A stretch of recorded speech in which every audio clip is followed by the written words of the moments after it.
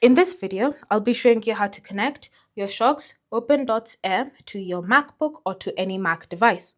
Now, all you need to do is simply start by navigating to Bluetooth settings. So you can access the control center, select Bluetooth, and then Bluetooth settings.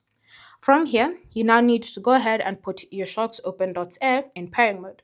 Doing that is fairly simple. You're just going to open up the case like so. And then if they haven't already entered pairing mode, you're going to long press on this function button. Now it is in the form of 3 dots just at the front of the case. So you have to be specific about pressing on it like so until the indicator light starts blinking. So you're going to press for around 3 seconds or maybe more, depending on how long it takes for the lights to start blinking.